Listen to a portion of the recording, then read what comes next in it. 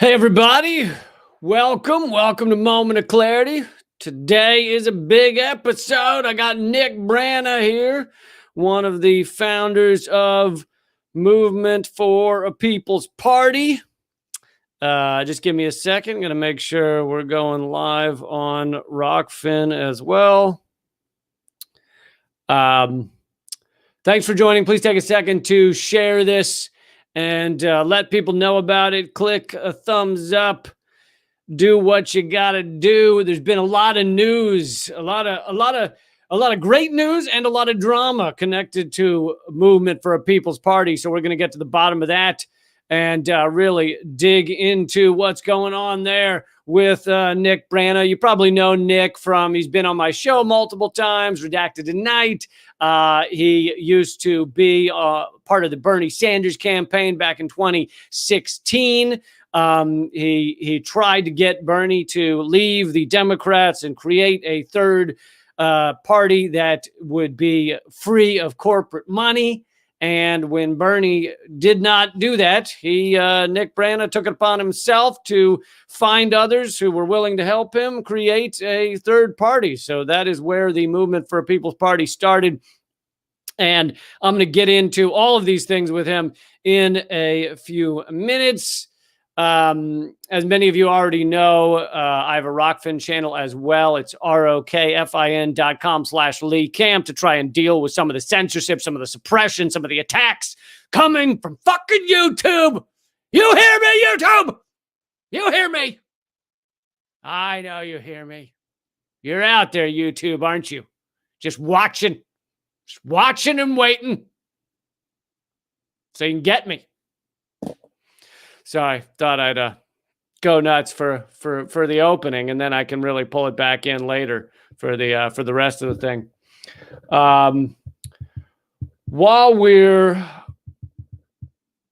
waiting for Nick to get here, I'll give you one quick news story. This is coming from Jackson Hinkle, another cool progressive, cool lefty who. He was part of the Force the Vote campaign as well.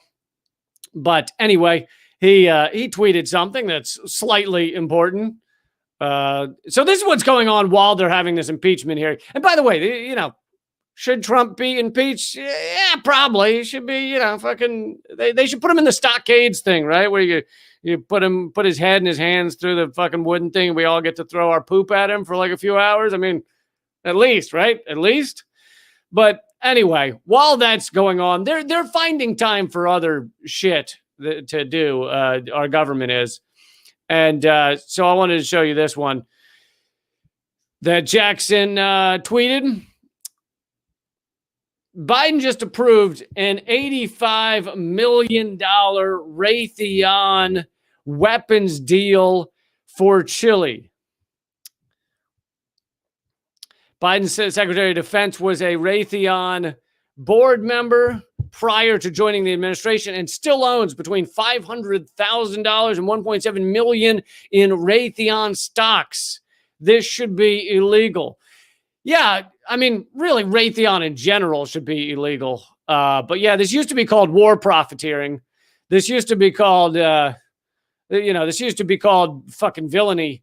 But now it's just business as usual. But how hilarious that while they're having an impeachment for Donald Trump, which, like I said, it's not like Donald Trump fucking isn't an awful, horrible, criminal-minded bastard. He is. But while they're doing that, being like, oh, look at all this awful corruption of Trump. Meanwhile, they're also giving away weapons deals to Raytheon, which is completely, the head of the Defense Department is Raytheon. He is a Raytheon board member. So complete corruption while they're impeaching the last guy. Lovely to see. And our system's just working swimmingly. It's good. It's good that Biden waited all of 36 minutes to really dig down deep into these fucking weapons deals, give away weapons deals to his friends and corporations that are working with them. But anyway, Nick's here, and I don't want to waste his time. So I already gave him an introduction earlier. So let's just dive into it. Here is Nick Brana. Hey, Lee. Good to see you. Hey, Nick. Good to see you. In the past few weeks, I hadn't realized it. I've talked to you many times, but I hadn't realized it. But you are one of the most dastardly villains on the face of the planet. It's just been revealed. You had this idea for a third party that would work to get everybody health care and help workers and not take corporate money and create an environment that would still be livable in like 10 to 20 years. And all of that was part of your evil plan. And they have outed you. You have been revealed for the supervillain you are, and you need to answer for yourself. That's right. Can I make my mustache curl? Yeah, if you get some more curl in the mustache, I think it would all be. I know. I think that volunteering for 4 years, coming out of the Bernie campaign, having stepped down from our revolution, because Bernie wanted to take big money, taking a big stand against that, then volunteering for the next 4 years to create a new party. That was apparently that's the way to achieve personal wealth or and really, yeah, you really have stolen money from these people, because I've seen your car and it's worth at least $2,000-3,000. Okay, so I mean it's held together by bumper stickers, but I think I don't think I've ever, I don't know, it probably has like a dozen different massive scratches and cuts, and I don't think I've ever fixed one of them. So let's get into some of this. I mean, there's multiple things going on, and we're going to get into obviously a lot of the positive things that are going on for MPP as well. There is this kind of drama side of it, but I don't want to act like that's all that's going on. So we will get into the great news for MPP that's going on also, but it seems like there's some sort of concerted attack, because I have guests on all the time, but when I announced I was having you on, I started getting all these tweets and emails from people being like, tell him he has to reveal what he's done to the people. And so Nick, please reveal what it is you've done to the people and what it is that people are angry about. Well, I mean, kind of what's happened is that a few months ago, some volunteers approached us with a kind of a petition and some requests for some changes inside the party. Many of which were very reasonable, and which we agreed to do. They asked for things like, we want an organizer kit, and we want to know that there's financial transparency, and we want to be able to see the financial records, and we want to have a hand in co-creating the party's rules and bylaws, and to almost all of these things, we said, as the leadership of MPP, we said, this is fantastic. We agree with you. I had a series of meetings with volunteers who had shared this, and presented more and more of kind of, here's a plan about how we can do these things and do all of them. But unfortunately, I think we came to the realization that there were some people in that group, while most people were genuine volunteers, there were some people in that group who didn't have the best intentions, and were consistently trying to take that group into forming like a splinter group, or to break away, or creating this kind of pipeline like of volunteers outside of the People's Party, dragging people away, trying to split things up and slow things down. Right. And these are tactics which have been used to disrupt movements, for forever. I mean, the civil rights movement, Occupy. We know, and I know that you've personally seen, how some of these movements are infiltrated by people like this, Mm-hmm. And so, again, I want to emphasize that the way that they operate is not that every single person is like an infiltrator. It's the opposite. Most people are there as like genuine contributors and volunteers, but then there are those people that get into the group, and they're, and their objective is not to kind of produce any kind of collaborative work, or, any kind of advance that is positive for the group, but it's to constantly be there like taking it into the realm of like personal attacks, and to lose sight of what was originally the intent of, you know, these kinds of like of co-creating and trying to create the best possible organization and movement and party. Right. I saw it at Occupy a lot, you know, in those first few weeks at Occupy, you know, quickly there was a lot of people that, you know, anyone could show up and anyone could be part of the general assemblies to make decisions and things like that. And quickly you'd have a lot of people show up that would say, you know, there's not a large enough recycling bin here. And someone would go, okay, well, we can work on that. And they'd be like, no, we need to stop having all meetings until there's a larger recycling bin. And it's just like crazy shit like that, just to like, so that you couldn't have meetings, you couldn't progress. It was just designed to throw a bunch of mud in the works. It is, unfortunately. And the former chair of Our Revolution Los Angeles, you know, who stepped down from the group, didn't run again as a result of this, you know, wrote, I think, what was a very kind of revealing you know, piece about exactly how this had happened, you know, and how it works, kind of like taking people into a different, you know, organizing space, a Discord server, you know, that they created, and then making sure that the group can't speak to, like, you know, the leadership of the People's Party of MPP unless they all speak at once. And so, you know, trying to break down communications, you know, and then kind of, you know, pushing the group in this kind of more and more, you know, direction towards more and more personal attacks rather than like the substance of what they're doing. All of these are like the things that she describes. And, you know, and since then, you know, it's like I've learned these are like all classic infiltration tactics, you know, that have been used, you know, for so long. But I want to really emphasize that, you know, most of the people who presented this petition for these things, like, hey, members should be involved in helping to create, you know, the party's rules and things like that. It's like, yeah, absolutely. This is the People's Party. So we want that. You know, that's what we want. We want financial transparency. There were a lot of miscommunications that had even made it into those asks. Like, for example, the group was unaware that there was a working group that was handling the finances, and that all the finances, all of the income and all of the expenses are actually published on our website, and they're published on the IRS, you know, and they didn't even know this, you know, when they approached us with it. And so, you know, these are some of the things that we did our best to kind of try to clarify those things, and to meet, you know, these volunteers where it was that they had presented this, you know, because, you know, for my part, you know, this isn't about me. This is about a country that is really, like, you know, flirting with authoritarianism and fascism, and that is going in that direction, led by both corporate parties.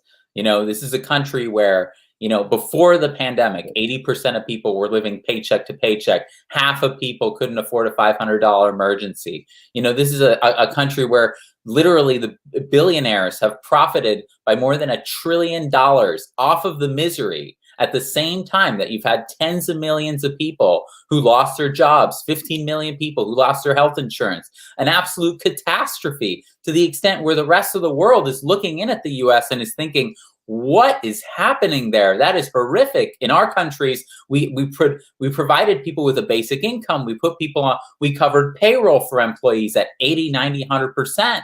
You know, and in the United States, they just cut off where everybody was living so precariously. They cut off everybody's jobs, and then they expected that somehow, you know, they knew that people had no margin of survival, and then they just expected, it's like, hey, let's just see what happens. You know, are people going to afford their food? How are people going to afford their livelihoods? And of course, it's been a catastrophe. Poverty has increased substantially. You know, I think it's about 12 million people who've newly fallen into poverty, and so, you know, this is the kind of country that we're living in. And the People's Party is one of the greatest threats that has emerged to the establishment. And it is, I think, one of the last best chances that we have of salvaging this country and pulling it out of that direction. Because I certainly believe that change is inevitable, but progress is not. Essentially, that this system is so untenable that it is, you know, and Biden is keeping it that way with his corporate cabinet and maintaining the neoliberal status quo, that led to Trump in the first place, that it is either going to break towards a progressive kind of transformation, like the New Deal or beyond, or it is going to break towards authoritarian fascism. And, I think that the People's Party is one of our best hopes at making it go in that direction. And so what I would say is that if you want to get involved now, that's amazing, because I think that this is imperative, the work that we're doing. But if you, are unsure or you don't want to get involved, then don't, watch, see how it develops, because right now we're transitioning from the movement to the party, to a completely different structure with elected leadership at the national, state, and local level. And so, watch the movement, see how it develops, and then make your judgment in a little while about, if you want to participate and what you think.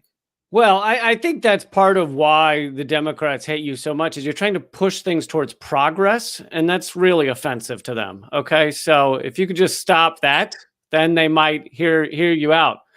It turns out that going up against the two most powerful, most funded political parties that have ever existed in humanity, it turns out that can get you some attacks and some hate and some real efforts to undermine those goals. Before we get to some big impressive news from Movement of People's Party, I just wanted two more things that people are asking about. Is I know there for a moment there, it looked like Our Revolution in LA was endorsing People's Party, and then there was a split there. And also, I know Ryan Knight, although it seems very cordial, has said he's also stepping back from People's Party. So if you can just address those two things. Yeah, absolutely. And so when it comes to Ryan Knight, Ryan Knight has, a year ago, he was a Warren supporter, Elizabeth Warren. And so he's had this kind of like amazing, really quick political transformation. I consider him a friend. I think he's a great guy, really dedicated and about the movement. And but he has kind of like evolved so fast, from Warren to Bernie to joining us at the People's Party, and then he's thinking that that we need something that's kind of explicitly socialist, either as a party or as kind of a movement. And at the Movement for a People's Party, our position has been that, we kind of need to move past these labels to an extent. It's like a need to find where we agree on policy and unite around that. Because when you look at Bernie's campaign, like, Bernie didn't, at his rallies, he didn't say, like, at the beginning of the rally, it's like, hey, all right, everyone who calls himself a socialist to the front of the room, everybody who's not to the back. Now, all those, you in the back, get out. I don't want your votes. Right. First thing we're going to do is kick out anybody who's not socialist, right?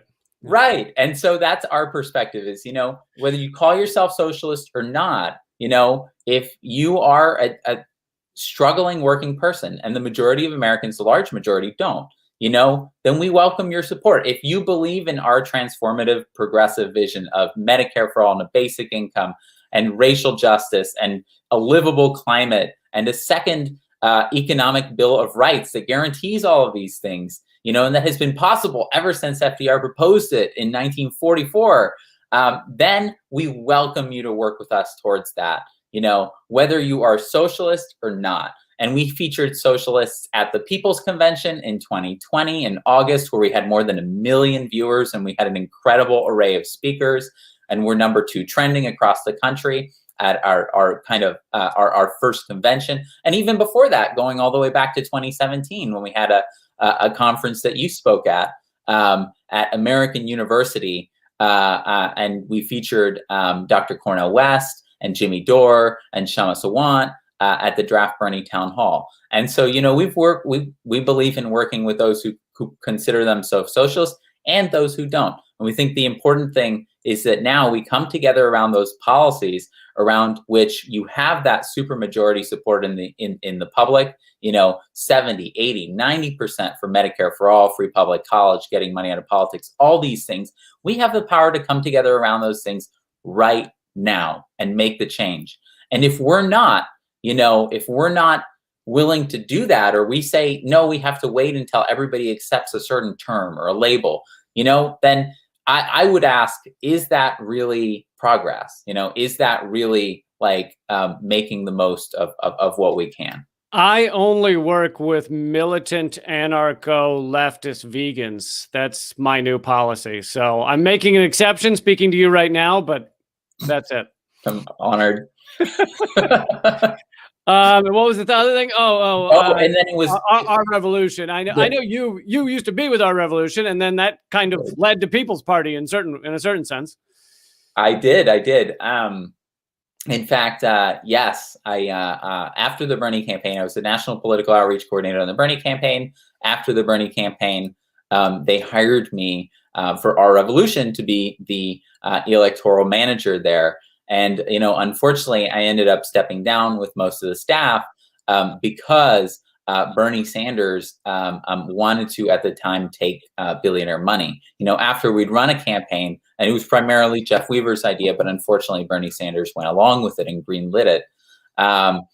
This was after we'd run this revolutionary campaign that was premised entirely on paid for by Bernie Sanders, not the billionaires. And it turned out to be this like explosive, political convention defying way of organizing that was so exciting and thrilling for the progressive movement, because it's like, look, we have the internet now, and we have the ability, to galvanize people and to crowdsource a political revolution and fund it at a level of, like, Bernie raised $200 million in both of his campaigns. And it was scary as shit to the corporate Democrats to fight back. And it was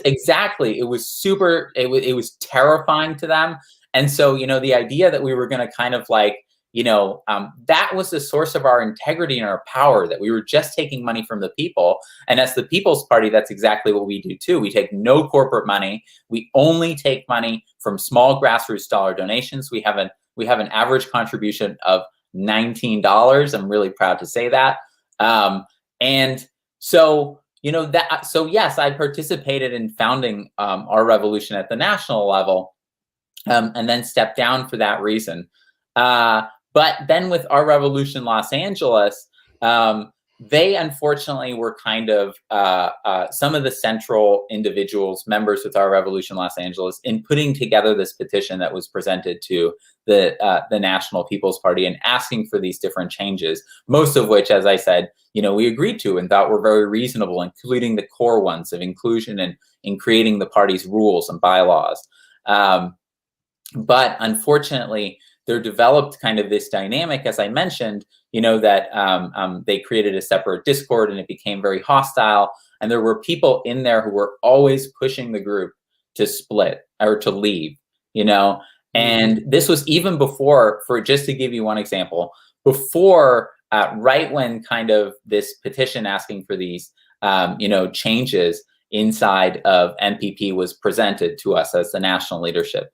Right when that happened, days after that, a day or two, as Annalise Garcia, who was with Our Revolution Los Angeles, describes, and who left the group over this, she says that a day or two afterwards, even in their conversations and in their meetings, there was already those individuals who were saying, we hadn't even had a chance to respond. And there was already those individuals who were saying, no, forget it. Let's do our own thing. Let's create a splinter group. Let's leave. Let's split. And some people, including her, were like, wait a minute, we just shared it with them. We haven't even gotten a response, and so, that's the kind of thing. It was their plan to split off no matter what. They wanted to act like they had put forward some sort of good faith discussion with you, but it never happened, really.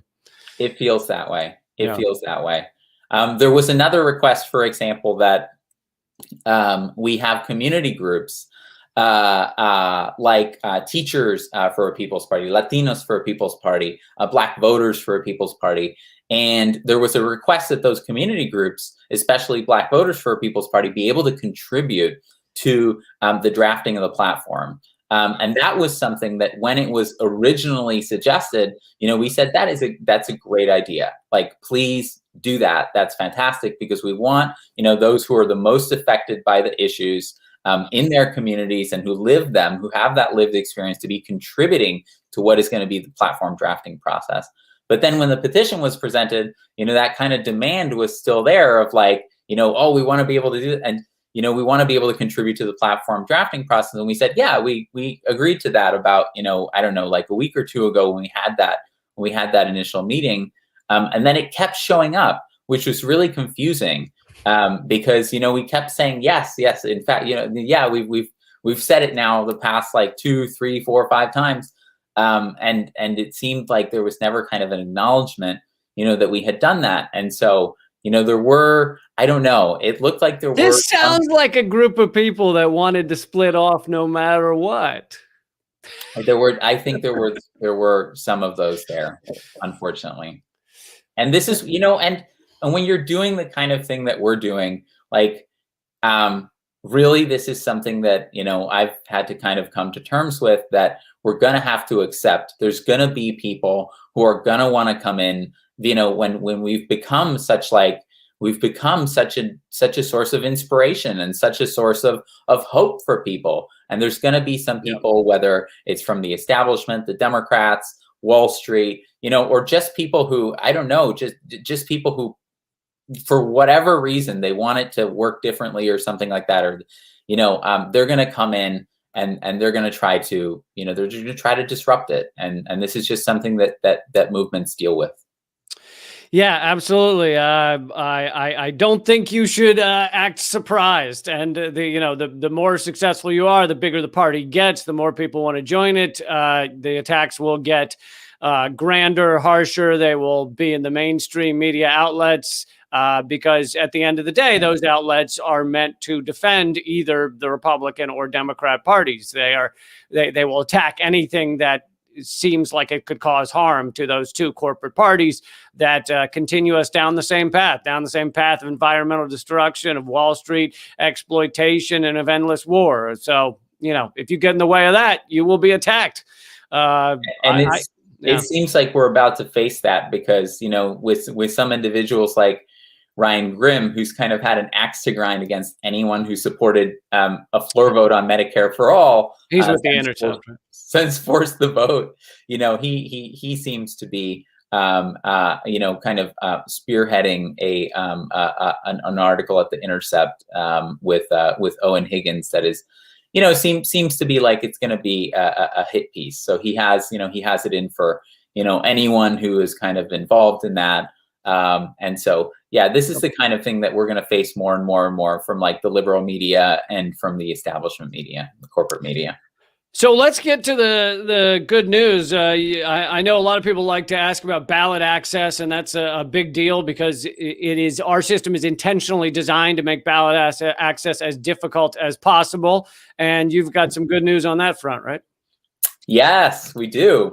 So we, as the People's Party, I'm thrilled to say, are now registered in 3 states, in Maine, in Colorado, and most recently, just last week, in California. And it feels great to be registered in these states now and to have officially formed the party after for 4 years, building the movement, laying the groundwork to do this, building the relationships with some of the members of the advisory council. All of this kind of work, it's an enormous amount of work. We could not have come about like in 2020 and just been like, oh, we're going to do this, and had it grow into what it's become now, more than 150,000, members. And so now we are registering in more states at the same time that we are following the ballot access process in those states where we have registered. And so in Maine, it's in every state, it's different. In the U.S. finds the most bureaucratic, ridiculous ways of running its elections. And forming an independent party is definitely a crash course in that. And so in Maine, for example, we have to register 5,000 members. That's not so bad to the party. And then we get the ballot line and then we can run the candidates. So we're in the process of doing that right now. Organizers in Maine are working towards that. And in Maine, by the way, what is the biggest hurdle? Is it the number of members in a state or getting a certain number of signatures or? Well, there's different categories of processes to get ballot access. And so in most of the states, you either have to register a certain number of members to the party, and then you get the ballot line, or you have to collect a certain number of signatures. And so, and each state has a different amount. So Maine, it's 5,000. In California, it's about 80,000 who we have to register, which is about a third of 1% of all eligible voters. So it's just a matter of being able to do that. Thankfully, in California, you can register digitally. You can register online. So if anyone's listening from California, to everyone who is, please go to the voter registration website, fill out the form. Even if you're registered to vote, you have to fill it out again. And then at the bottom of the form, there's going to be a place where you select party, choose other for party affiliation, and then type in People's Party. And that will affiliate you with us and get us our ballot line over there so that we can run some exciting candidates in 2022 for Congress and perhaps at other levels. So what else are you excited about over at the People's Party? So I guess it's officially the People's Party, not Movement for a People's Party, right?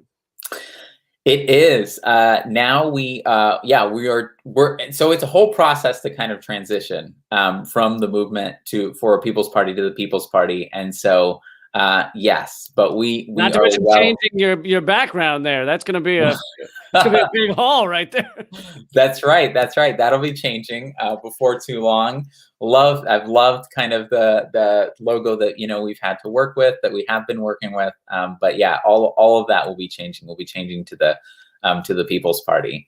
And so what we're engaged in is the work right now. It's real kind of like grassroots organizing, and would love for everyone who is watching to join us in that. You can go to peoplesparty.org. You can volunteer. You can sign up. You can follow us. You can get our emails.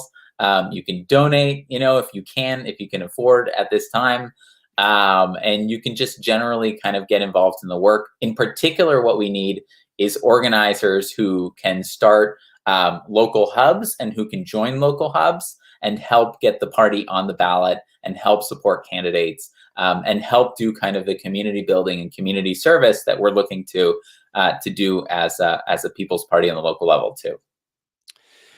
Well, Nick, I wish you luck in your continued villainous aspirations to give everyone health care and a livable wage. It's sad that you would pursue such horrible aims. And I have been to your 900 floor mansion that you live in with the ill-begotten donations you have stolen. And yeah, I wish you luck. Well, thanks, Lee. This is a big project that we've all undertaken, but we are coming more and more under the target of the establishment, but I take that as a good sign, that we're ruffling feathers, and there's the large majority of Americans, 60%, who want a major new party, and they know that, and they're becoming afraid of us. And so, look for more. And I guess like Bernie said, I welcome their hatred. Well, just I hope everyone working with you and all the volunteers can keep their eye on the goal. And if you keep talking about the things that matter to people, then eventually the bullshit tends to melt away. Yeah, that's what this is all about. This is about those people who across the country are living worse lives than they ever have, in the richest country in the history of the world. Are set like more than 10% of Americans who are facing eviction in the middle of a pandemic, losing utility shutoffs because facing a lack of jobs, loss of health insurance. All of this is like, we have got to change something fundamental in this country, because we've seen the Biden administration is a quarter of a way into its first 100 days. And what have they done? They've backed off on the $2,000 checks. They've continued all the wars. They're going to continue to prosecute Assange. A public option became a health insurance lobbyist plan. And so this is the status quo that gave us Trump, and it's only going to produce more malignant and worse forms of that unless we have like a major kind of intervention and break in that system. Yeah, and I think a lot of people think like, oh no, they've backed off the wars, like the war in Yemen. And it's like, no, they said they're going to decrease offensive actions, but the greatest harm in Yemen is coming from the blockades. And on top of that, we're still selling arms to Saudi Arabia. So, if you say your friend should stop murdering someone, but you keep selling him guns, then you're not really standing up against it. Right. And the war in Afghanistan is permanent, so it is the status quo that has made people as desperate, just taking even worse and worse forms and accelerating. All right. Thanks for taking the time, Nick. I will see you soon and keep fighting. Great to see you, Lee. All right. That was Nick Brana. Check out People's Party and give it your own time. Decide on your own time. Just study what they stand for, what they're working for, and make a decision like that. Don't listen to fucking what other people say. Fucking inform yourself and decide on your own, rather than being like, oh, well, Ryan Grimm at The Intercept wrote an article about how People's Party is actually poopy. Yeah, fuck that guy. Make your own decision. Educate yourselves. You guys know how to do it. You wouldn't be here to begin with.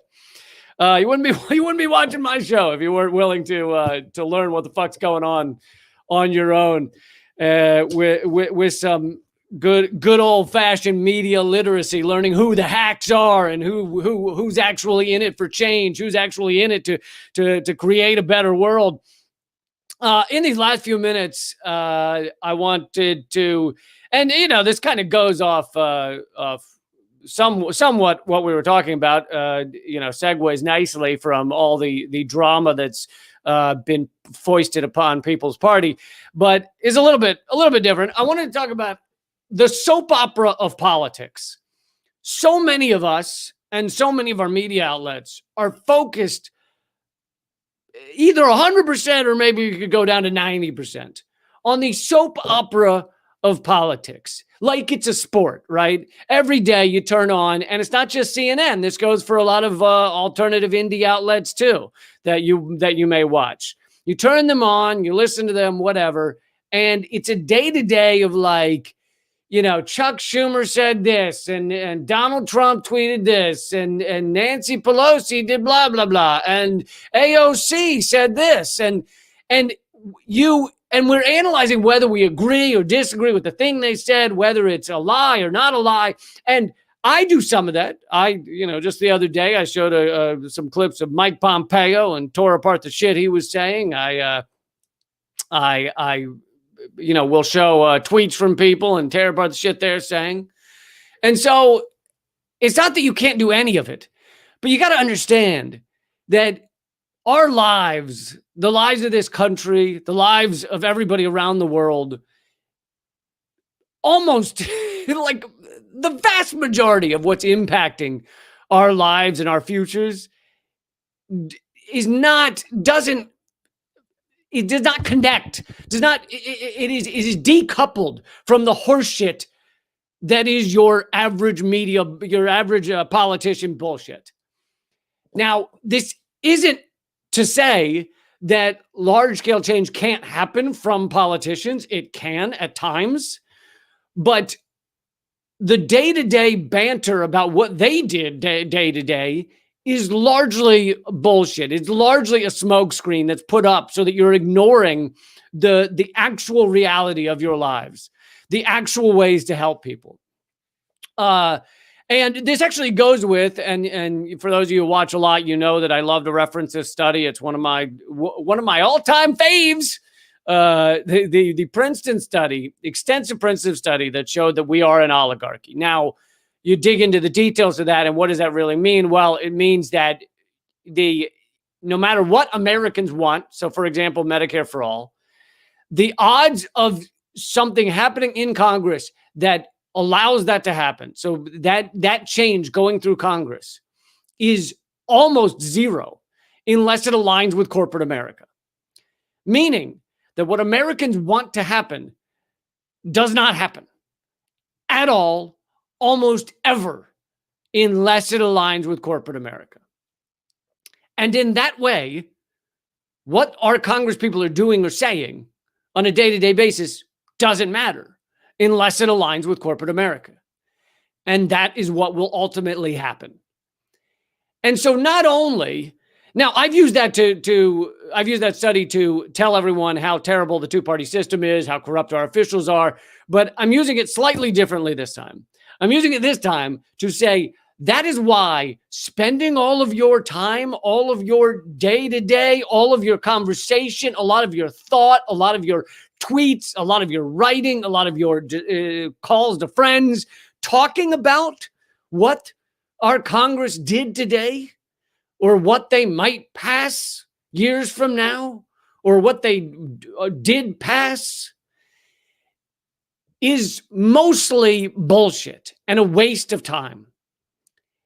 And most of your media, and again, this goes for some independent media, alternative media, some media that I even largely like, most of your media focuses on that shit like what, 80, 90% of the time?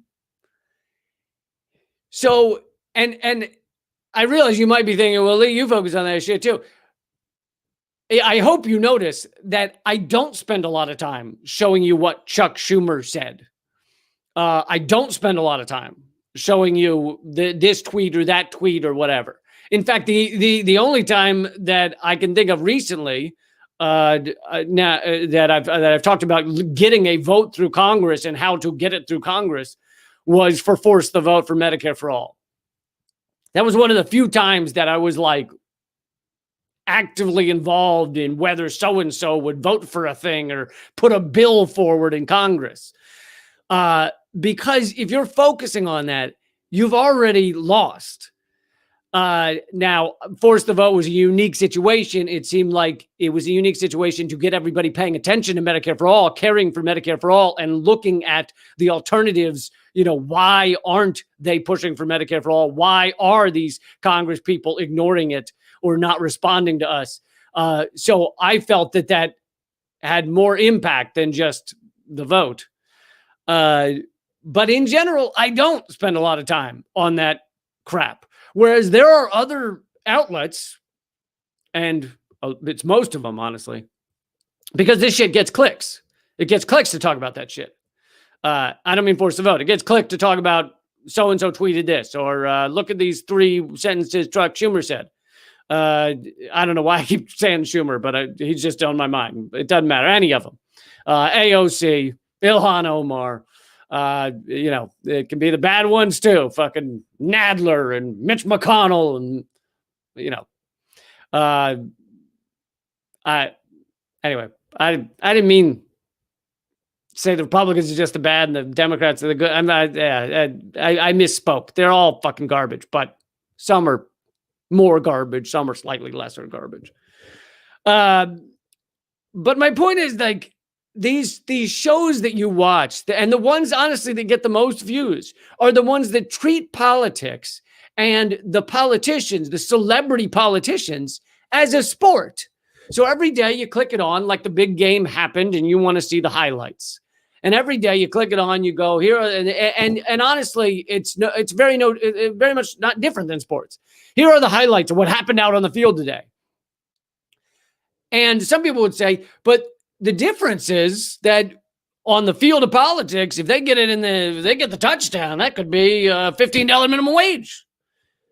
And it's like, yeah, but that's not most of the time. Most of the time, our Congress is doing what corporate America wants. And if you are spending every day in the debate over what this politician or that politician said, and really they're celebrities now, then you're spending most of your day talking about nonsense.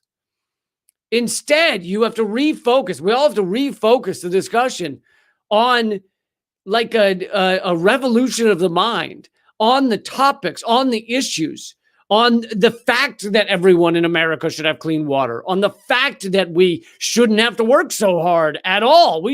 All of us should be working like 2 days a week, honestly. And the rest of the time, we should have to pursue our passions and live our lives and do what we want to do. And if your passion is your work, then guess what? You can do it 5 days a week, 7 days a week, whatever you want. But for most people in this country, their passion is not their work. They work to be able to survive and pay for their fucking food and house and student loans. So I hope I'm making somewhat of a clear point here, although I realize it's a bit scattered. But the point is that most of this discussion is the fog. It is the smoke screen. Don't waste your time watching hours on end of what this politician or that politician said, of what Nancy Pelosi said something dumb. Yeah, that's what she does. But these people, they are the distraction. It doesn't matter whether they did what you want or didn't do what you want. They are the fucking, the shiny object that gets you distracted from actually fighting for a fucking new world, for a fucking different world, for a world where we all see each other and care about each other and help each other and fucking don't spend all our goddamn money on bombing other countries and sending it up to Wall Street to the richest people in the world. If you're sitting there for an hour talking about what Donald Trump said or what the fucking his lawyers said about his impeachment trial, then we've already lost. But if you're spending an hour talking to a indigenous front lines fighter against a pipeline, or talking to someone working with mutual aid, getting food to people in the community, or talking to somebody fighting for workers to get treated better because they're being pushed out on the front lines, paid fucking nothing to die during a pandemic. Those are the things to waste you, and I'm using waste sarcastically, to waste your time talking about, because it's not a waste of your time. That's actually change. That's actually creating a better world. So and even when I talk about these politicians, even when I talk about Biden or something, I try and make it very clear that I'm using Biden or whoever as an in to the larger discussion. So if I talk about Biden and how he's ending the war in Yemen, which he's not really doing, I'm using that as an in to a larger discussion as to why the fuck are we killing people in Yemen, causing a genocide in Yemen, and now Biden's saying he's ending it, but it's not ending it because the blockades will continue, the famines will continue, the death and destruction will continue, and we'll keep selling weapons to fucking Saudi Arabia so they can do the shit. So I'm using that as an in to talk about the larger issue of our war complex, our war economy, our economy based on death and destruction, our economy, our military industrial complex, which is really a machine of mass organized human murder. So if you aren't getting to that step, if you aren't getting to the deeper conversation and you stick on fucking this person tweeted this or that, you've already lost. You've already lost the debate because you fell for the shiny object at the front. You didn't dig deeper. You didn't look at beyond that. You didn't talk about capitalism. You didn't talk about the exploitation that our economy is built on. You didn't talk about the systemic racism that our nation is built on. If you get down to those things, then you're having the real discussion. If you're just saying AOC said something I didn't agree with, then you already lost. All right, guys. Hope that made some sense. Thanks for joining me. Please take a second to share this and let people know. And check out People's Party if you'd like to. See what they're all about. Some great people involved in it, like Cornel West. I know Chris Hedges has spoken on some things. Abby Martin, Eleanor Goldfield. Who else? Who else is involved in People's Party?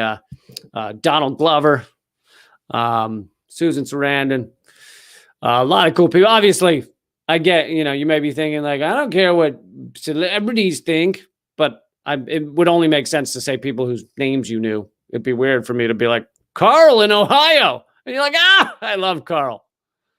But Carl in Ohio is also involved. I'll have you know. So check it out.